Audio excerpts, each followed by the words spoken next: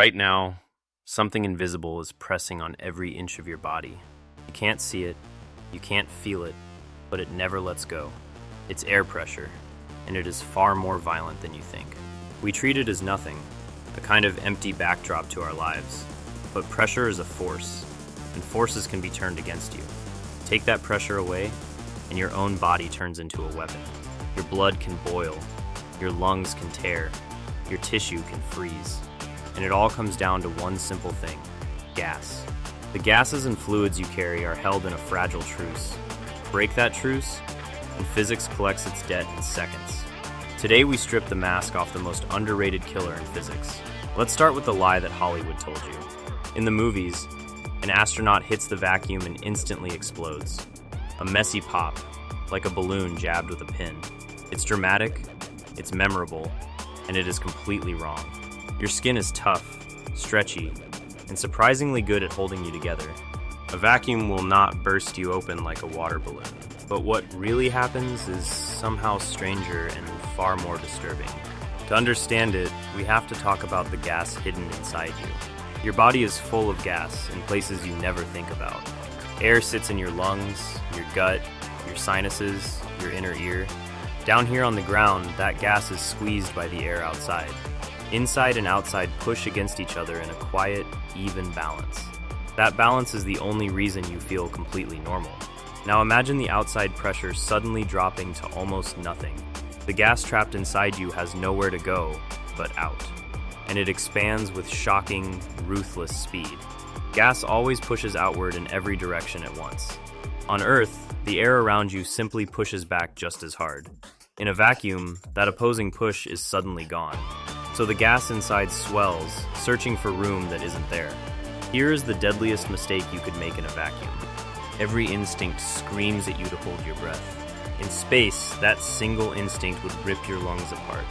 A lungful of air at normal pressure wants to expand enormously.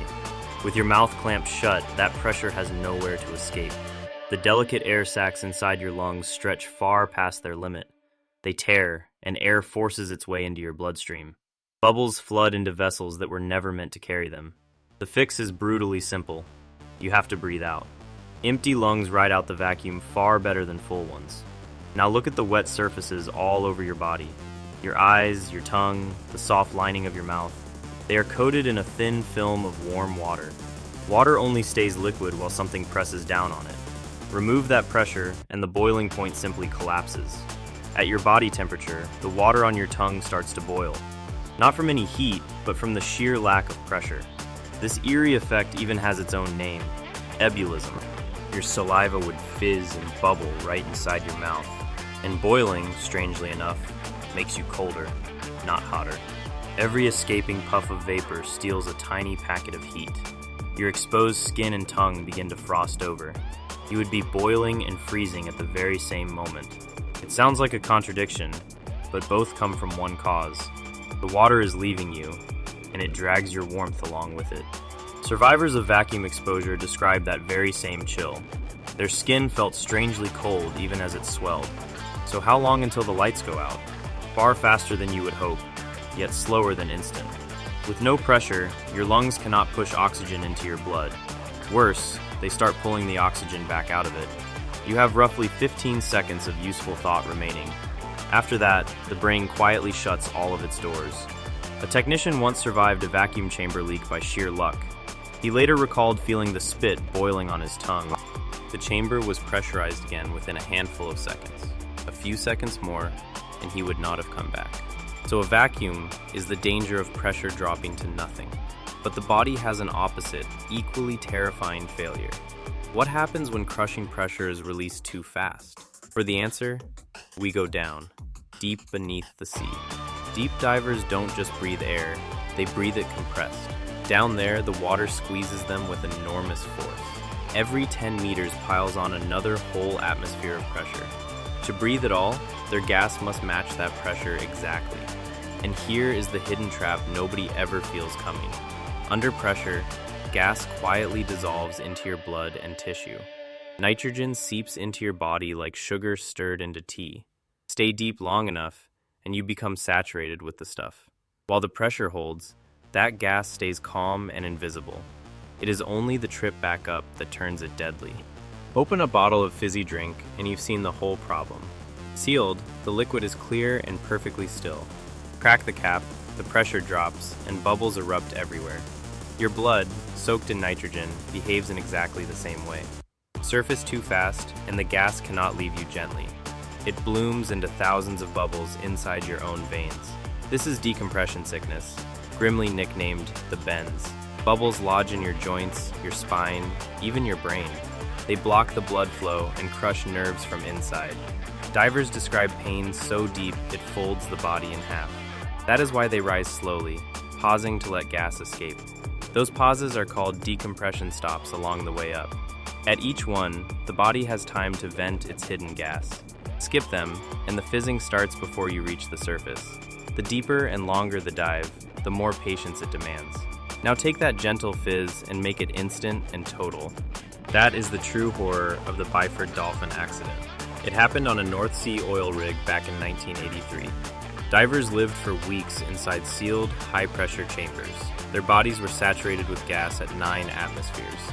They were meant to depressurize slowly over many careful hours. Then one catastrophic mistake opened the chamber in an instant. The pressure did not ease.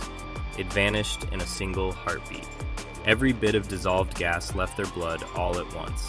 The liquid inside their bodies flashed into foam immediately.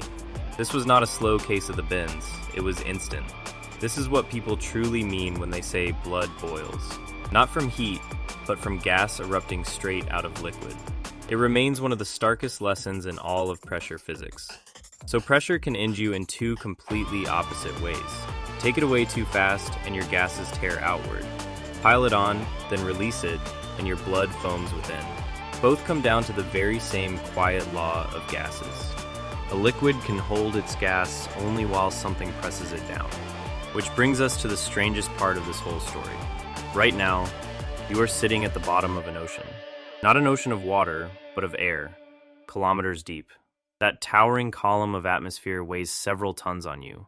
Several tons, pressing down on your body every single second. So why aren't you flattened into a thin, quiet smear? Because your body pushes back with exactly equal force. Your blood, your fluids, your gases, all press steadily outward. They match the weight of the sky with silent precision. You don't feel the crush because the two forces cancel out. You were simply born at the bottom of this heavy sea, and you have spent your whole life perfectly balanced inside it. Climb a tall mountain, and that balance starts to shift. The air thins, the outside push weakens, your ears pop in protest. Dive into a pool, and you feel the opposite begin. Water presses on your eardrums after just a few meters. Your body is forever reading the weight of the world around it. Pressure is not some exotic danger waiting out in space. It is the invisible hand holding your body together right now. Step too far in either direction, and that fragile truce breaks. The same physics that keeps you alive can quietly undo you. If you like watching us pull the mask off ordinary things, stay close. Subscribe, and we'll keep exploring the dark side of science together.